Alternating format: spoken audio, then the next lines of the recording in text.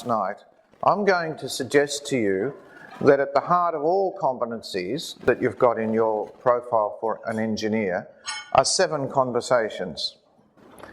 And as was just said at our table, these conversations don't end. It's a journey, it's not a destination. So the first question is, where the hell am I?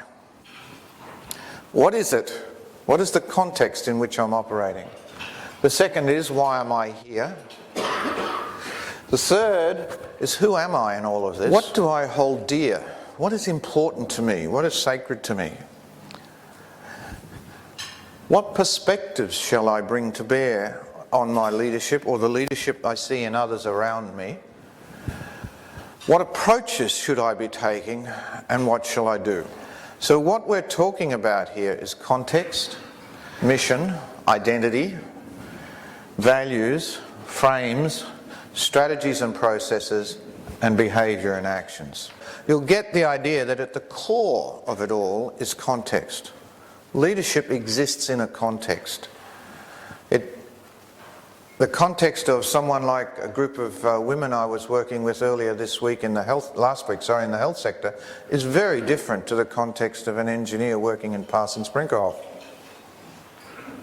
or KBR or on a major project, infrastructure project in this country. So one of the pieces of context that we operate in is the economic and political context that we find ourselves in. But it's also a much more micro context. Where am I in the organisation? How big is this organisation? You don't have to be in a formally designated role to be a leader.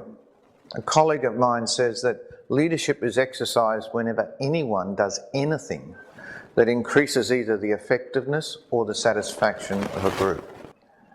So you may be in a designated role at a lower level in an organisation, running a project team or a line production team. Alternatively, you could be a very, very senior person and you could be in a formally designated role or an informal leadership role. You could be in a company or an organisation that's relatively closed, that does episodic business that comes through the door in some way or another, but you don't have to spend a lot of your life dealing with other systems. If you work for someone like Bechtel or one of the other big contractors, then you live in a world where you are continually working with people outside your organisation. Your system is quite open. The type of leadership that's exercised in a small, relatively insular design team is very different to that's exercised in a large, highly interactive open system. Now, the second question is, why am I here?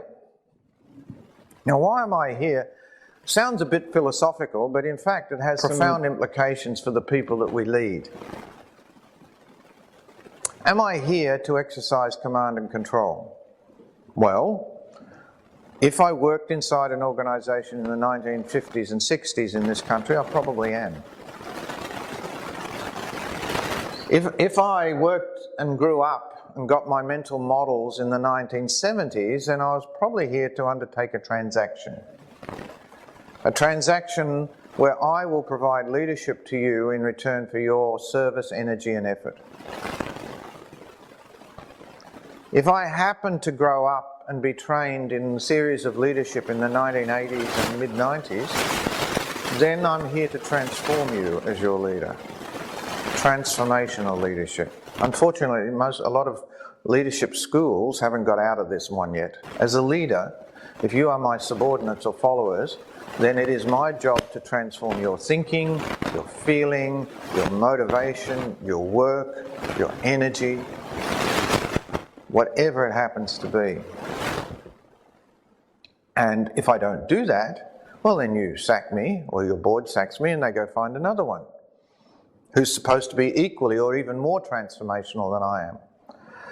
But mercifully, we've got out of that thinking in the last 15 and 20 years, and there's a group of people that understand now that no one controls an organisation.